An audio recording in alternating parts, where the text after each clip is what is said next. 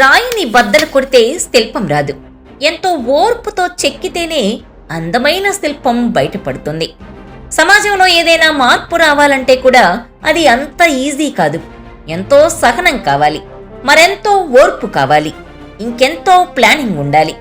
ఇవన్నీ కలబోసిన వ్యక్తిత్వమే గూడూరు సత్యనారాయణ గారు.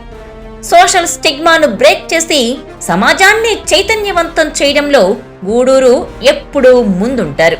అందుకే ఆయన ఎప్పుడూ వినూత్న ఆలోచనలతో 84 ఏళ్ల వయసులో సైతం ఈ జనరేషన్ను ఆశ్చర్యంలో పడేస్తారు. ఇప్పటికే Kakatiya community foundation, Gudur charitable trust రూపంలో ఆయన ఎన్నో సేవా కార్యక్రమాలు చేస్తూ ఎంతో మందికి ఇన్స్పిరేషన్ గా నిలిచిన విషయం అందరికీ తెలిసిందే. మారుమూల పల్లెల్లో ఆర్థిక సమస్యలతో విద్యకు దూరమవుతున్న ఎంతో మందికి విద్యాదానం కల్పిస్తూ కాకతీయ విద్యా ట్రస్టులో గూడూరు గారు భాగస్వామ్యమయ్యారు. కాకతీయ కమ్యూనిటీ కిచెన్ పేరుతో వృద్ధుల కోసం పలు గ్రామాల్లో కమ్యూనిటీ కిచెన్స్ ఏర్పాటు చేసి అద్భుతాలు సృష్టిస్తున్నారు. క్రీడల్లో ప్రతిభ చూపిస్తున్న విద్యార్థులకు ఆర్థిక అవసరాలు తీర్చడం దగ్గర నుంచి సివిల్స్ సాధించాలనుకుంటున్న విద్యార్థులను సైతం వాళ్ల లక్ష్యం వైపు గైడ్ చేస్తున్నారు.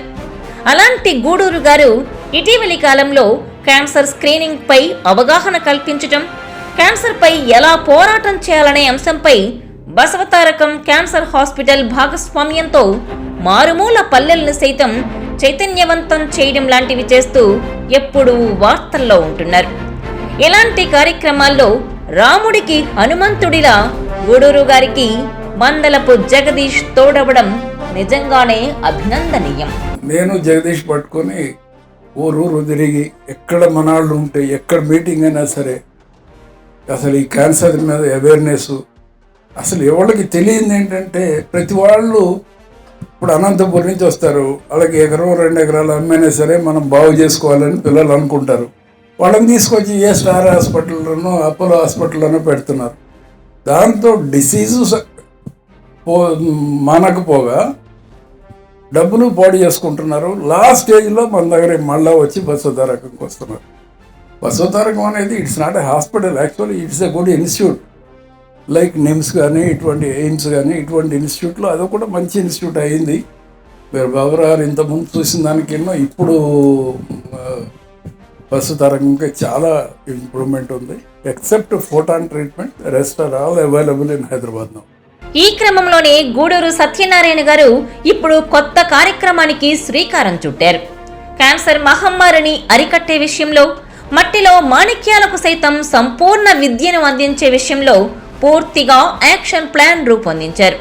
దీనిలో భాగంగానే కమ్మ సామాజిక వర్గంలో పలువురు ప్రముఖులతో కీలక సమావేశాన్ని ఏర్పాటు చేశారు. ప్రముఖ క్యాన్సర్ వైద్య నిపుణులు శ్రీ దొడ్డపనేని బాబురావు గారు, ప్రముఖ సామాజికవేత్త నన్నపనేని నాగేశ్వరరావు గారు, ప్రముఖ వ్యాపారవేత్త వల్లూరిపల్లి మోహన్ రావు గారు, 20 సూత్రాల కమిటీ చైర్మన్ శ్రీ లంకా దినకర్ గారు ఈ కార్యక్రమానికి హాజరయ్యారు. శంషాబాద్ సమీపంలో కొత్తూరులోని సమైక్య ఫార్మ్స్ ఈ కార్యక్రమానికి వేదికైంది. ఒక 9 ఇయర్ చైల్డ్ శ్రీకాకుళం నుంచి వస్తే అసలు ఎంత పానిక్ అయిపోయామంటే స్పైన్ లో 2 ట్యూమర్స్ వచ్చాయి. ఆ ట్యూమర్స్ సస్పెక్టెడ్ క్యాన్సర్ కింద శ్రీకాకుళంలో వాడు ఎవడో బుద్ధిమంతుడు డాక్టర్ పట్టుకుని పంపించాడు. పానిక్ అయిపోయాం అందరం. అది సర్జరీ చేస్తే పెరాలిటిక్ అయిపోతారేమోనని భయం, ఏమవుతుందో తెలియదు. అటువంటి క్రిటికల్ కేసును కూడా బసవతారకం సక్సెస్ఫుల్గా హ్యాండిల్ చేశారు. చాలా వరకు లో కాస్ట్లో ఇవన్నీ కూడా కొంచెం సక్సెస్ఫుల్గానే మనం కనుక గైడ్ చేయగలిగితే, కొంత మానిటరీగా మనం కొంత ఖర్చు పెట్టకపోయినా కానీ కొంత గైడ్ చేసిన దానివల్ల కూడా వాళ్ళకి బెనిఫిట్ అవుతుంది. మూడవది, మనం చేయగలిగింది ఏంటి? దీనికి నా ఒపీనియన్లో ఎవరన్నా ఒక 5 కూర్చొని పెద్దవాళ్ళు ఎవరన్నా కూర్చొని కనీసం ఫైనాన్షియల్గా మనం ఇవ్వకపోయినా కానీ అట్లీస్ట్ మెడికేషన్ వరకన్నా కానీ మనం సపోర్ట్ చేయగలిగితే కొంత కాస్ట్ తగ్గుద్ది.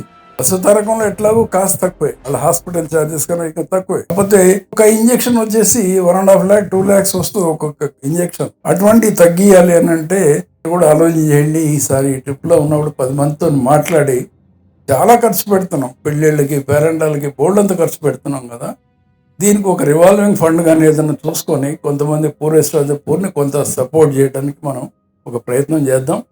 ఈ కార్యక్రమంలో నన్నపనేని రాజేశ్వరరావు గారు పెనమలూరు గర్ల్ హాస్టల్ పునాది దగ్గర నుంచి వందలాది మంది విద్యార్థులకు బంగారు భవిష్యత్ అందించడంలో తన కృషి ఎలాంటిదనే అంశాన్ని వివరిస్తూ అందరిలో స్ఫూర్తి నింపారు. మనిషి అన్నాక మనం బతకం కాదు, సమాజానికి మనం ఏం చేసాం. కృష్ణా జిల్లా ఈ పక్కన, గుంటూరు జిల్లా ఇటు పక్కన వచ్చేటప్పటికి మన కమ్మార్లో ఎవరో కూడా అసలు ఆడపిల్లలు ఉండేవాళ్ళు కాదు, అంటే పంపించేవాళ్ళు కాదు.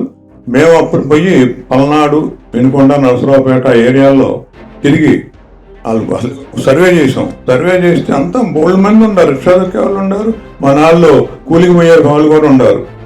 అక్కడ 5వ తరగతి వరకే ఉంటుంది ఆ స్కూల్, ఆ ఊళ్ళల్లో. 5 దాటితే వాళ్ళు టౌన్కి పోవాలి, అంటే ఒక 5-6 కిలోమీటర్ల దూరం పోవాలి. అందుకని పిల్లలు చదువు చెప్పించేవాళ్ళు కాదు. అప్పుడు మేము అలా పట్టుకొచ్చి మెల్లమెల్లగా చేసుకొచ్చాం. అది ఏదో ఎంతంత అయినట్టుగా ఇప్పుడు 150 మంది పిల్లలు చదివిస్తున్నాం. అట్లా పిల్లల్ని పెంచుకుంటా పోయాం. అది చూసిన సత్యనారాయణ గారు, ఏవి వెంకటేశ్వరరావు గారు, మన చిన్నవేశ్వర మురళీమోహన్ గారు, వీళ్ళందరూ కూడా వచ్చి చూశారు. మన పిల్లల్ని ఎట్టాపట్ట పైకి తీసుకురావాలి ఆడపిల్లల ఉద్దేశంతో వాళ్ళు చేశారు. ఈ కార్యక్రమంలో పాల్గొన్న లంకా దినకర్ గారు కమ్మ సామాజిక వర్గం ఎదుర్కొంటున్న సమస్యలతో పాటు ఈ జనరేషన్ వాటిని ఎలా అధిగమించాలో చెప్తూ ప్రభుత్వ పాఠశాలలను ఎందుకు ఎంచుకోవాలో వివరిస్తూ అందరినీ ఆలోచనలో పడేశారు. ఈ అంశాన్ని ఒక డిబేట్ లో కూడా స్పష్టంగా చెప్పాను. నా కమ్యూనిటీ పలానా అనేటటువంటి దాన్ని చెప్పుకోవడంలో నేను గర్వంగా, నేను చౌదరినే, కానీ మా తల్లిదండ్రులు ఆ పేరు చివర పెట్టలేదు. కానీ కావాలని దాన్ని పెట్టి ఆ విభజన రేఖ గీద్దామనుకున్నటువంటి వారికి ఛాలెంజ్ చేస్తున్నాను. వాళ్ళలాగా మతం కాని మతంలాగా ప్రజల్ని మభ్యపెట్టేటటువంటి వ్యక్తి కాదు. నేను హిందువుని, నిక్కాసైన హిందువుని, కాసైన చౌదరిని. Religion can be altered, religion can be changed, caste cannot be changed. Caste which comes from the womb of the mother and even after your death. Lokesh గారిని అభినందించాలి. విద్యా వ్యవస్థకి సంబంధించినటువంటి మౌలిక సదుపాయాల కల్పన కానీ మధ్యాహ్నము వారికి పెట్టేటటువంటి భోజనం మేమందరం తిన్నాము. తిన్న తర్వాత పిల్లల్ని పక్కకి పిలిచి అడగటం జరిగింది. మగపిల్లలు అయితే సక్రమంగా చెప్తారు చెప్పడం, ఆడపిల్లలు అయితే రోజు ఇలాగే భోజనం పెడుతున్నారు, మేము వచ్చాం కాబట్టి ఈ ఆహారం ఎట్లా ఉందంటే వాళ్ళు చాలా పర్ఫెక్ట్గా లేదు, ప్రతిరోజు మేము ఇక్కడే తింటున్నాం, ఇంటి నుంచి ఎవరో క్యారేజ్ తెచ్చుకోవట్లేదు, చాలా శుభ్రతతోటి మంచి ఆహారాన్ని పెడుతున్నారు అనేటటువంటి ఒక ఫీడ్బ్యాక్. స్కూల్స్ లో వాళ్ళు ప్రోగ్రెస్ రిపోర్ట్స్ ఇచ్చేటటువంటి విధానాన్ని కూడా చూస్తే చాలా బ్రహ్మాండంగా లాస్ట్ క్వార్టర్కి ఈ క్వార్టర్కి అసెస్మెంట్ టెస్టులు, వీక్లీ టెస్టులు పెట్టిన మార్కులకి సంబంధించి ఆ మార్కుల్ని బేరీ చేస్తూ ఏ సబ్జెక్ట్లో పిల్లవాడు వెనకబడ్డాడు, ఆ వాడి మీద ప్రత్యేక దృష్టి ఎట్లా పెట్టాలనేటటువంటి అంశాలతో పాటు ఒక ప్రైవేట్ స్కూల్లో ఉండేటటువంటి దానికన్నా మిన్నగా ఇవాళ ఆ యొక్క కార్యాచరణ జరుగుతుంది. ఇక ఈ కార్యక్రమంలో విశిష్ట అతిథిగా పాల్గొన్న డాక్టర్ దొడ్డపనేని బాబురావు గారు క్యాన్సర్ స్క్రీనింగ్ పై అద్భుత విశ్లేషణ చేశారు. చిన్న చిన్న పరీక్షలతోనే తక్కువ ఖర్చుతోనే క్యాన్సర్ను ఎలా ఎదుర్కోవచ్చో వివరిస్తూ అందరికీ అవగాహన కల్పించారు.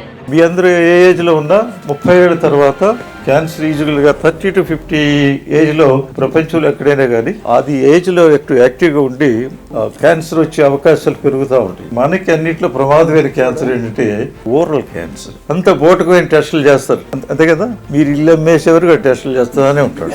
మొబైల్ హెల్త్ యూనిట్స్ అని నేను రైటర్ని, మీరు ఎప్పుడన్నా గూగుల్ నా పేర్కోండి. హెల్త్ కేర్కి ఏమిటంటే మనకు లేనిది ఏమిటంటే స్క్రీనింగ్ అంటారు, ట్రీట్మెంట్ కాదు స్క్రీనింగ్. మీకు అసలు రేడియేషన్ వరకు వచ్చిందంటే మీది బ్యాడ్ హెల్త్ కేర్. మీ బ్రెస్ట్ క్యాన్సర్ చిన్న లంప్ ఉన్నా అసలు మీకు సెల్ఫ్ ఎగ్జామినేషన్, అలాగే ఓరల్ క్యాన్సర్ అప్పుడప్పుడు చెక్ చేసుకుని డెంటిస్ట్కి ఇక్కడేదో మార్పు వచ్చింది, ఇది తెల్ల మచ్చలు వచ్చినాయి, ఎర్ర మచ్చలు వచ్చినాయి, ఇవన్నీ ఎర్లీగా చేస్తే దానికి అప్పుడు ట్రీట్మెంట్ ఉంటుంది. మొబైల్ యూనిట్స్ అని వచ్చినాయండి, నేను ఆఫ్రికాకి ఇంట్రడ్యూస్ చేశాను డయాలిసిస్ యూనిట్స్. మనకేంటంటే ఒక ట్రైన్డ్ నర్సు, వీళ్ళు కూడా ప్రాక్టికల్ నర్సులు కాదు, వీళ్ళు ధైర్యంగా ఉండి ఈఎంటీలు అంటారు. ఈ రెండు కలిసి 4 సంవత్సరాల కోర్సులు ఉన్నాయి. అదేమవుతుందంటే ఒక వ్యాన్లో ఒక ల్యాబ్, ఒక ఎక్స్రే, ఒక స్పెసిమెన్స్ ఇవన్నీ చేసి మీకు మెమోగ్రఫీ ఇవన్నీ చేస్తే అది విలేజెస్ వెళ్తూ ఉంటుంది.